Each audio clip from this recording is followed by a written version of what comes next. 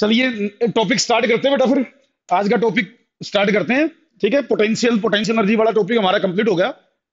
अब electrical capacity से related कुछ चीजें स्टार्ट करेंगे। आप हेडिंग डालो, properties of conductor placed in uniform electric field. एक कंडक्टर को अगर यूनिफॉर्म इलेक्ट्रिक फील्ड में रख दिया जाए तो क्या क्या प्रॉपर्टी वो शो करेगा, वो चीज हमने इसमें डिस्कस करनी है। देखो, ये आपने कंडक्टिंग स्लैब माननी है। जैसे ये कंडक्टिंग स्लैब है, ये दो प्लेट हैं। इन प्लेट्स के ऊपर मान लो इस पर चार्ज डेंसिटी सिग्मा है प्लस की, इस पर चार्ज डेंसिटी माइनस सिग्मा है। तो आपको हमने ना गॉस थ्योरम में पढ़ाया था। गॉस थ्योरम में हमने ये बताया था आपको कि अगर दो सीट ले लें हम, एक पर पॉजिटिव चार्ज हो, एक पर नेगेटिव चार्ज हो, तो इनके बीच में एक यूनिफॉर्म इलेक्ट्रिक फील्ड होती थी। वैल्यू होती थी sigma by epsilon not. Value sigma by epsilon not होती थी। तो ये यूनिफॉर्म इलेक्ट्रिक फील्ड होती थी। तो ये दो प्लेट चाहिए हमें यूनिफॉर्म इलेक्ट्रिक फील्ड को प्रोड्यूस करने के लिए। तो जैसे ये दो प्लेट है, प्लस सिग्मा माइनस सिग्मा, तो इनके बीच में इलेक्ट्रिक फील्ड है सिग्मा बाय एप्सिलॉन नॉट। यहां हमने एक कंडक्टिंग स्लैब रख दी। तो पहले तो आपसे पूछेंगे इसकी प्रॉपर्टीज बताओ, क्या होगा इस कंडक्टिंग स्लैब पर, क्या इफेक्ट पड़ेगा, वो सब चीजें हमने बतानी है इसके अंदर। बेटा ये देखो, आपको ये बता भी कोई भी कंडक्टर हो उसमें फ्री इलेक्ट्रॉन होते हैं। हर कंडक्टर में फ्री इलेक्ट्रॉन होते हैं। तो जब इस स्लैब को इन प्लेट्स के बीच में रखोगे आप, जैसे दिखा रखी मैंने, तो इसके इलेक्ट्रॉन जो है ना, इलेक्ट्रॉन वो एक एंड से दूसरे एंड की तरफ आएंगे। इसमें जो फ्री इलेक्ट्रॉन है ना, इसमें जो फ्री इलेक्ट्रॉन है, उनको ये पॉजिटिव प्लेट अट्रैक्ट करेगी और ये नेगेटिव प्लेट इसके फ्री इलेक्ट्रॉन को रिपेल करेगी, जिसके कारण राइट साइड से लेफ्ट साइड में इलेक्ट्रॉन रीअरेंज होंगे। इधर से इलेक्ट्रॉन इधर आ जाएंगे। तो इधर इलेक्ट्रॉन आने के कारण इधर नेगेटिव चार्ज इंड्यूस हो जाएगा, इधर पॉजिटिव चार्ज इंड्यूस हो जाएगा। इलेक्ट्रॉन के ऊपर फोर्स लगेगा, राइट साइड से लेफ्ट साइड में इलेक्ट्रॉन आएंगे, इधर नेगेटिव चार्ज डेवलप होगा, इधर same value positive charge develop होगा। और ये जो रीअरेंजमेंट ऑफ इलेक्ट्रॉन है एक साइड से दूसरी साइड की तरफ, वो तब तक होता रहेगा जब तक कि अंदर जो इलेक्ट्रिक फील्ड इंड्यूस होगी, अंदर इसके एक इलेक्ट्रिक फील्ड तो इंड्यूस होगी ना। जब एक साइड पॉजिटिव चार्ज आ गया, एक साइड नेगेटिव चार्ज आ गया, तो अंदर एक इलेक्ट्रिक फील्ड भी इंड्यूस होगी। और ये जो इंड्यूस्ड इलेक्ट्रिक फील्ड होगी इन चार्जेस के कारण, इन चार्जेस के कारण, वो इस अप्लाइड इलेक्ट्रिक फील्ड के इक्वल एंड अपोजिट होगी। ये induced electric field applied electric field के इक्वल एंड अपोजिट होगी। और नेट इलेक्ट्रिक फील्ड इसके अंदर जीरो होगी। नेट इलेक्ट्रिक फील्ड इसके अंदर जीरो होगी। ये नेट इलेक्ट्रिक फील्ड जीरो कैसे होगी? देखो, एक तो अप्लाइड है, वो तो है ई नॉट, उसको तो हमने ई नॉट नाम दिया। एक है ये इंड्यूस्ड, ये इक्वल एंड अपोजिट है, दोनों कैंसिल हो गए, रिजल्टेंट विल बी जीरो। या net electric field will B zero. तो जैसे हमने प्रॉपर्टीज डिस्कस करनी है, पहली प्रॉपर्टी तो आप ये कह सकते हैं, फर्स्ट प्रॉपर्टी तो आप ये कह सकते हैं कि भाई जब कोई conductor external uniform electric field में रखा जाता है, जब कोई conductor external uniform electric field में रखा जाता है, तो उस कंडक्टर के अंदर नेट इलेक्ट्रिक फील्ड जीरो होती है। पहली प्रॉपर्टी क्या कह सकते हैं कि inside the conductor net electric field will B zero. पहली प्रॉपर्टी तो ये कह सकते हैं, नोट करनी है प्रॉपर्टीज। और दूसरी प्रॉपर्टी क्या थी? दूसरी प्रॉपर्टी है कि भाई आप एक ये कह सकते हैं कि इस कंडक्टर के अंदर नेट इलेक्ट्रिक फील्ड तो जीरो है, और कंडक्टर के एक साइड में नेगेटिव चार्ज इंड्यूस होगा और दूसरी साइड में सेम पॉजिटिव चार्ज भी इंड्यूस होगा। जितना एक साइड में नेगेटिव चार्ज इंड्यूस होगा, दूसरी साइड में उतना ही पॉजिटिव चार्ज भी इंड्यूस होगा। ये भी एक प्रॉपर्टी के तौर पे यूज कर सकते हैं। एक तरफ नेगेटिव चार्ज इंड्यूस होगा, दूसरी साइड उतना ही पॉजिटिव चार्ज भी इंड्यूस होगा। दूसरी प्रॉपर्टी होगी। थर्ड प्रॉपर्टी क्या कह सकते हैं? थर्ड प्रॉपर्टी आप ये कह सकते हैं कि potential at every point of the conductor will be equal. ये भी नोट कर लें, third property, potential at every point of the conductor will be equal. मतलब ये कंडक्टर इक्वी पोटेंशियल सरफेस की तरह बिहेव करेगा। इस कंडक्टर के हर पॉइंट का पोटेंशियल सेम होगा। ये भी एक प्रॉपर्टी के तौर पे यूज कर सकते हैं। चौथी प्रॉपर्टी क्या कह सकते हैं? Fourth property. फोर्थ प्रॉपर्टी अभी कह सकते हैं कि charge density will be different at different points. Charge density will be different at different points. Charge density different points पर डिफरेंट होगी, अलग अलग पॉइंट्स पर। जैसे इधर नेगेटिव चार्ज डेंसिटी है, इधर नेगेटिव चार्ज डेंसिटी है, तो इधर पॉजिटिव चार्ज डेंसिटी है। एक साइड में नेगेटिव चार्ज डेंसिटी इंड्यूस होगी इधर, और इधर पॉजिटिव चार्ज डेंसिटी इंड्यूस होगी। तो charge density will be different at different points. ये भी प्रॉपर्टी के तौर पे यूज कर सकते हैं। पांचवी प्रॉपर्टी क्या कह सकते हैं? पांचवी प्रॉपर्टी भी लिखो, ये याद रखनी होती है प्रॉपर्टीज तो भाई। पांचवी प्रॉपर्टी लिखो, outside the conductor. Next property लिखोगे आउटसाइड द कंडक्टर। जैसे इधर देखो, इसे एक बार दोबारा सुनो। इधर जैसे नेगेटिव चार्ज इंड्यूस हुआ था, इधर सेम पॉजिटिव चार्ज इंड्यूस हुआ था। तो आप ये कह सकते हैं कि outside the conductor, next property, electric field will be perpendicular to surface of conductor. Outside the conductor electric field will be perpendicular to surface of conductor. Conductor के बाहर जो इलेक्ट्रिक फील्ड है वो कंडक्टर के सरफेस के comparison में along the normal होगी। Outside this conductor electric field will be perpendicular to surface of conductor. Extra charge given to the conductor, next property लिखें, extra charge given to the conductor, extra charge given to the conductor will remain on surface of conductor. Extra charge given to the conductor will remain on surface of conductor.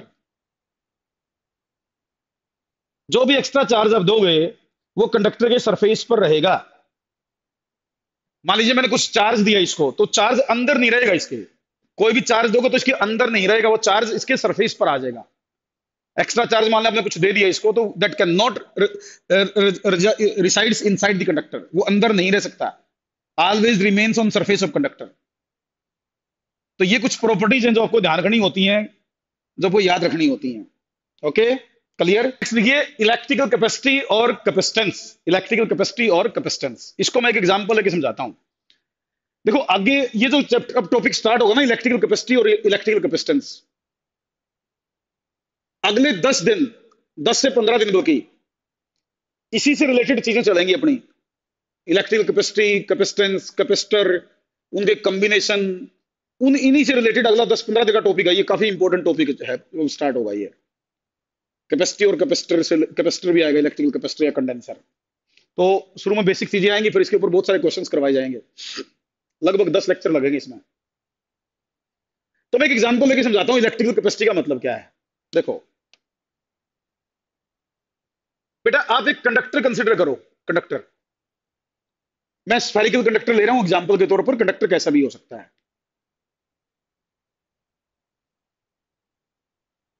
भाई मान लीजिए आप इस conductor को charge देते हैं, आप इसके सरफेस पर चार्ज देते हैं,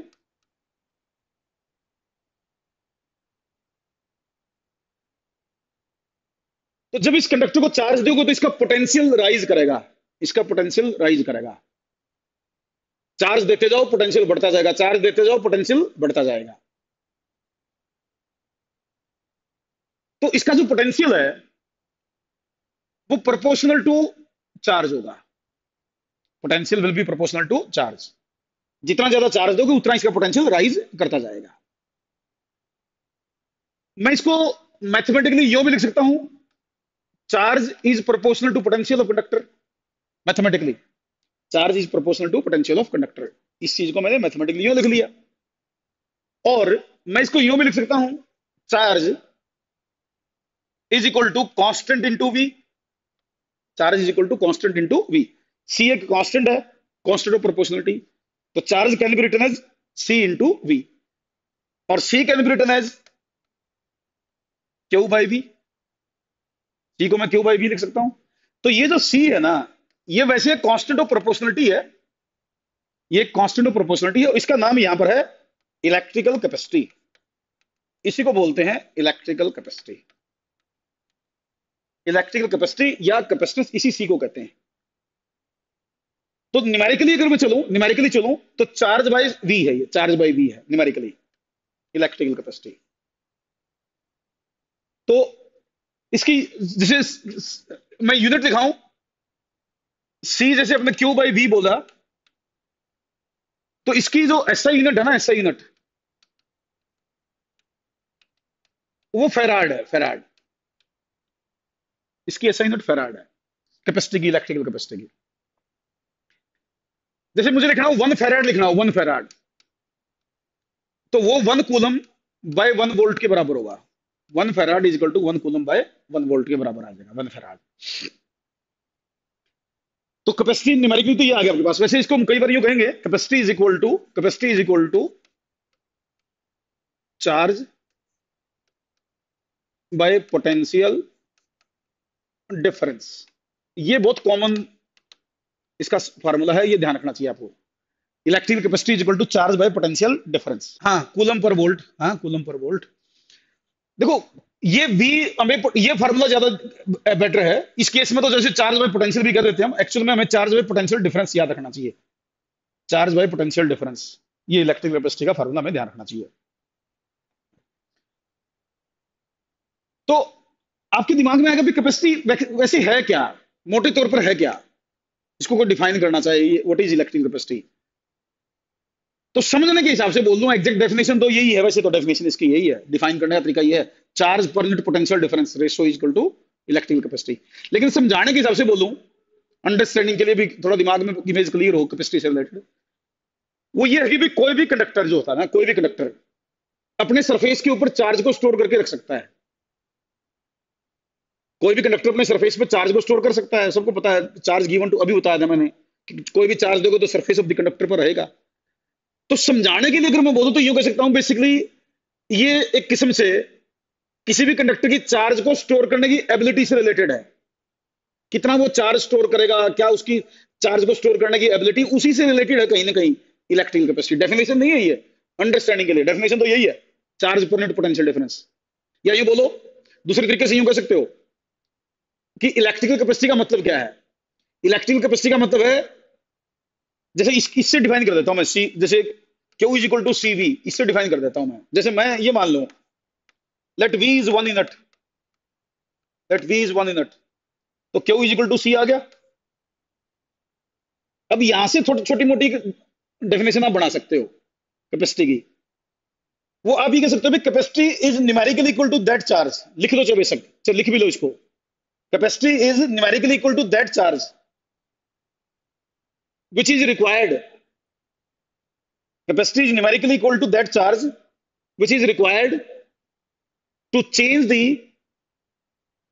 potential of conductor by 1 unit।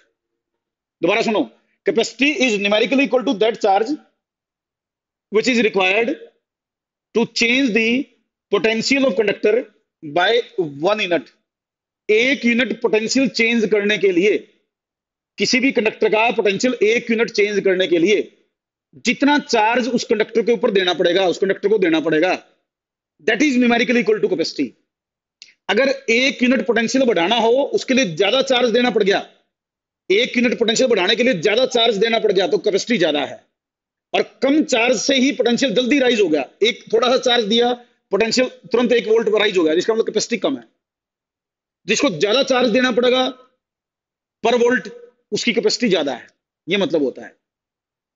तो basically change in potential 1 volt हो, उसके लिए जो चार्ज की रिक्वायरमेंट होती है उसको कैपेसिटी कहते हैं। ठीक है, मैं डेफिनेशन ज्यादा ना, इसकी न्यूमेरिकल वैल्यू की बहुत ज्यादा जरूरत पड़ेगी अपने को। हाँ, एक दो बात ध्यान कर सकते हैं, कैपेसिटी कभी नेगेटिव नहीं होती, कैपेसिटी इज नेवर नेगेटिव, हमेशा पॉजिटिव होगी, कैपेसिटी इज ऑलवेज पॉजिटिव। अच्छा,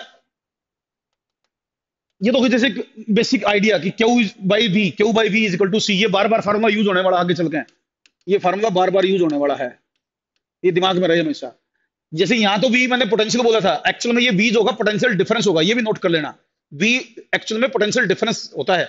इस पर्टिकुलर केस में मैंने पोटेंशियल बोला क्योंकि एक सिंगल कंडक्टर था यहाँ। तो आमतौर पर हम 2 कंडक्टर की बात करेंगे आगे चल के, तो we will represent potential difference. हाँ बिल्कुल, ratio of charge per potential difference, हाँ ratio of charge per potential difference, clear. अब थोड़ा सा और चीजें बताते हैं इसके बारे में। देखो, अब लिखो capacity of isolated spherical conductor, capacity of isolated spherical conductor. जैसे ये मान लो कंडक्टर है, स्फेरिकल लेना है, स्फेरिकल के हमारे सिलेबस में है, स्फेरिकल लेके चलाएंगे हम। आइसोलेटेड, एक वर्ड यूज किया इसने, आइसोलेटेड। बेटा आइसोलेटेड का मतलब उसके आसपास कोई दूसरा कंडक्टर नहीं है, कोई दूसरा कंडक्टर ऐसा उसके आसपास नहीं है जो इसके ऊपर इफेक्ट डाल सके। इसका मतलब आइसोलेटेड, अकेला है ये, किसी के ऊपर कोई ना तो ये इफेक्ट डालेगा भी, ना इसके ऊपर कोई दूसरा इफेक्ट डालने वाला है, अकेला कंडक्टर है ये। उसकी कैपेसिटी हमें बतानी है, आइसोलेटेड का मतलब यहां ये है। अब जैसे ये इसकी कैपेसिटी बतानी है, मैं ये मान लेता हूं, लेट इसकी रेडियस है आर, आर इसकी रेडियस है। मान लो आपने इसको चार्ज दिया, इस कंडक्टर को चार्ज दिया, मान लीजिए क्यू चार्ज आपने इसको दिया, मुझे इसकी कैपेसिटी बतानी है। बेटा देखो, चार्ज दोगे तो इसका, इस कंडक्टर का कुछ पोटेंशियल होगा, ये इसका पोटेंशियल होगा भाई, इस कंडक्टर का पढ़ रखे है तो पोटेंशियल ऑफ कंडक्टर को Q over 4 pi epsilon naught R, Q charge दिया तो इतना पोटेंशियल हो गया। मुझे निकालनी capacity, capacity Q by V है, capacity is Q by V, तो होगी Q over Q 4 pi epsilon naught are.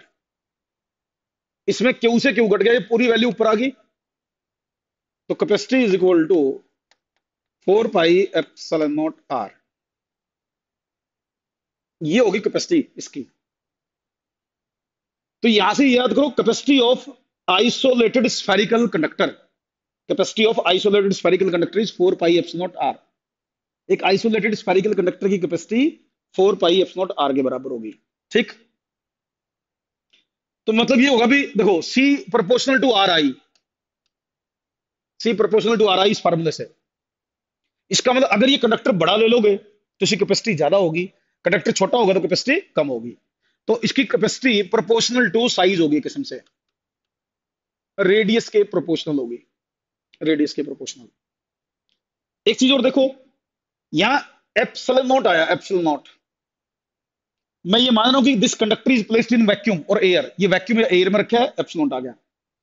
अगर ये कंडक्टर आप मीडियम के अंदर रख दो, जैसे पानी में रख दो या किसी दूसरे मीडियम में रख दो, मीडियम रखोगे तो कैपेसिटी चेंज हो जाएगी, मीडियम के अंदर कैपेसिटी हो जाएगी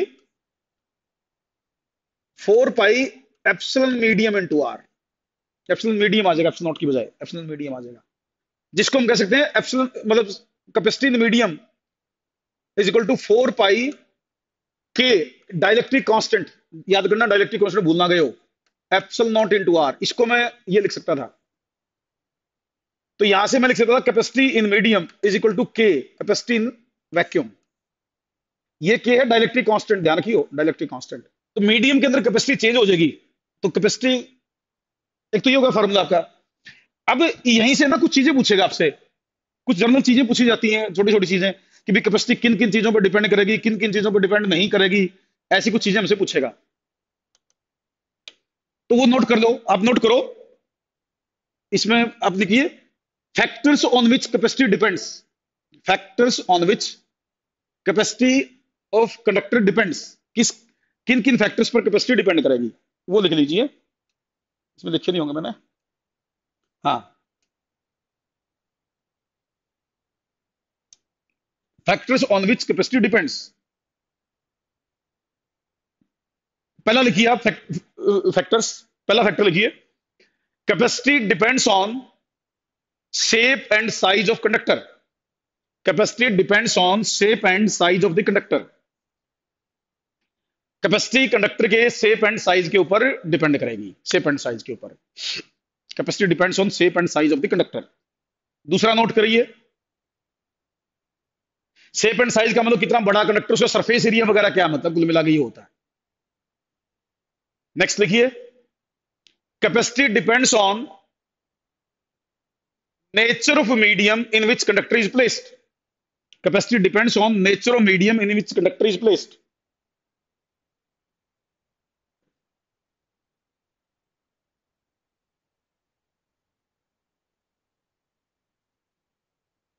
capacity depends on shape and size of the conductor. तीसरा लिखिए, capacity depends on shape and size of conductor, sorry medium, shape and size of conductor. दूसरा nature of medium, nature of medium.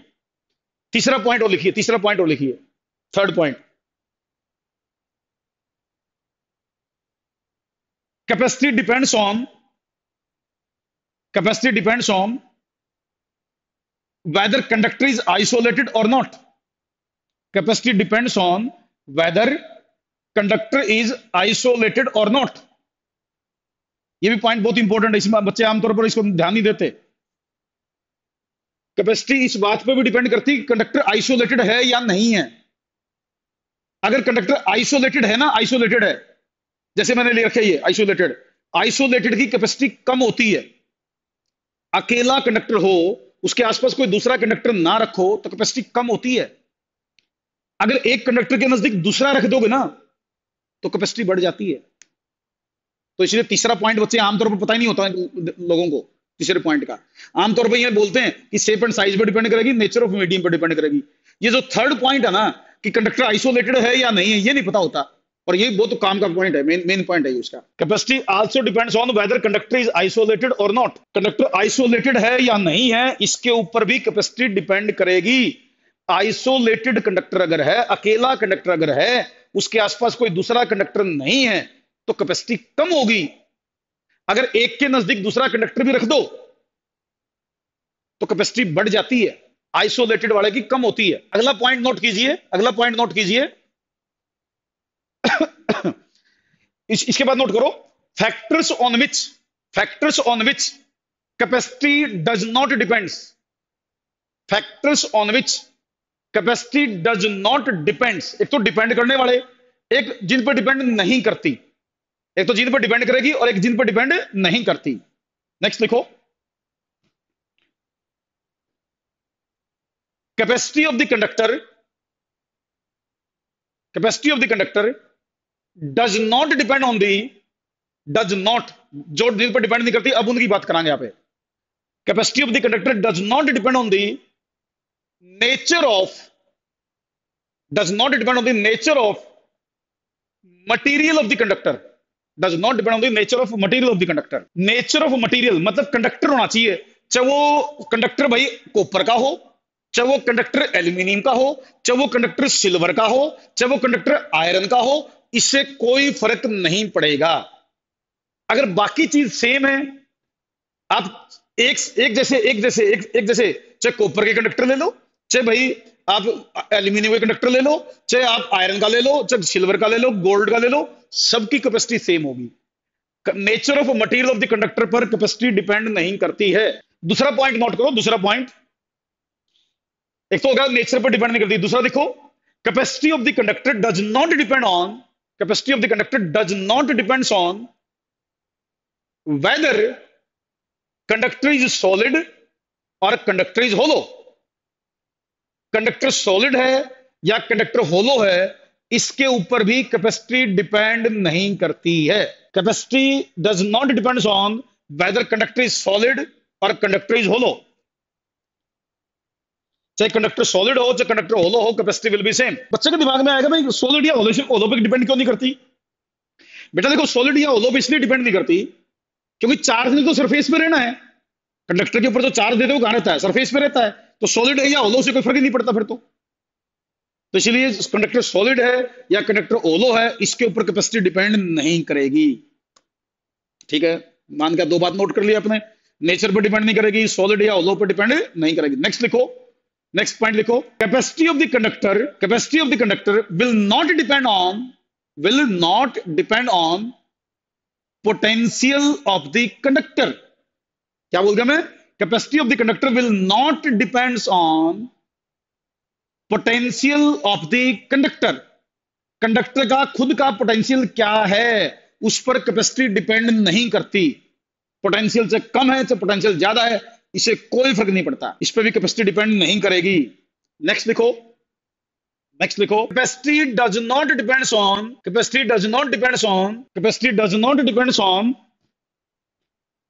Charge given to the conductor.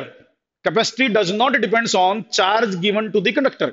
आपने conductor को कितना charge दे रखा है, कितना charge आपने उसके ऊपर एक्यूमुलेट करवा रखा है, इससे कैपेसिटी डिपेंड, इसके ऊपर कैपेसिटी डिपेंड नहीं करेगी। चाहे आपकी मर्जी है, चाहे कम चार्ज दो चाहे ज्यादा, एक लिमिट से ज्यादा तो दे नहीं सकते।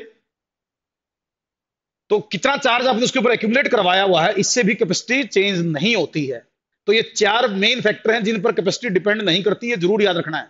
आमतौर पर बच्चे पता क्या गलती करेंगे, देखो सुनो, जैसे कैपेसिटी का ये फार्मूला यूज करते हैं हम, ये फार्मूला यूज करते हैं। नॉर्मली जो कॉमन मिस्टेक है ना, वो कॉमन मिस्टेक ये है, बच्चे सोचते कैपेसिटी क्यू के प्रोपोर्शनल है, कैपेसिटी वी के इनवर्सली है, क्यू बढ़ाओगे सी बढ़ेगा, क्यू घटाओगे सी घटेगा। आमतौर पर ऐसा सोचते हैं बच्चे, जबकि मैं क्या कह रहा हूं, कैपेसिटी सी पर डिपेंड नहीं करती, कैपेसिटी वी पर भी डिपेंड नहीं करती। इसकी पावर भी जीरो लिखी है, मतलब इस पर डिपेंड नहीं करती, इसकी पावर भी जीरो लिखी है, इसका मतलब इस पर भी डिपेंड नहीं करती है। अगर आप क्यू को बढ़ाओगे, जैसे ये एक बच्चा पूछ रहा है मेरे से कि Q by C, Q by V है सर ये तो, अरे बेटा अगर आप क्यू को डबल करोगे ना, क्यू को डबल करोगे तो वी भी तो डबल हो जाएगा, क्यू को डबल करोगे वी डबल हो जाएगा, अगेन यही वैल्यू आ जाएगी। अगर आप मान लो क्यू को आधा कर देते हो, क्यू को आधा कर देते हो तो वी भी तो आधा हो जाएगा, वी भी तो आधा हो जाएगा, फिर कैपेसिटी तो क्यू बाई वी वही रहेगी। तो इसीलिए, क्योंकि क्यू और वी की रेशो है, ये क्यू और वी की रेशो है, जिस प्रोपोर्शन में क्यू चेंज होगा उसी प्रोपोर्शन में वी चेंज होगा, इसीलिए मैं कह रहा हूं कि it will not depend on Q and V. चलिए ये तो होगा कैपेसिटी किन पर डिपेंड करती, किन पर डिपेंड नहीं करती है। अच्छा अब एक चीज सुनो, जैसे आपने बोला ये स्फेरिकल कंडक्टर है, आर इसकी रेडियस है, इसकी कैपेसिटी क्या है भाई, 4 पाई एप्सिलॉन नॉट आर, इसकी capacity 4 pi epsilon naught are आई। अब आप एक बार ना अलग अलग कंडक्टर की कैपेसिटी निकालते हैं, एक दो क्वेश्चन करता हूं इसके ऊपर। मैं एक कंडक्टर लेता हूं, लेट उसकी रेडियस 1 मीटर है, एक कंडक्टर मान लो 1 मीटर रेडियस का है, उसकी कैपेसिटी बताओ। तो 1 मीटर वाली कैपेसिटी, इसकी जगह क्या लिख लूं, 1/9 इंटू 10 की पावर 9 लिख दूं इसकी जगह, इसकी जगह आर इसने 1 बोल दिया, तो 10/9 इंटू 10 की पावर -8, तो कितना होगा भाई, capacity is equal to 1 point something into 10 की पावर -8 फेराड, ये कैपेसिटी आ गई।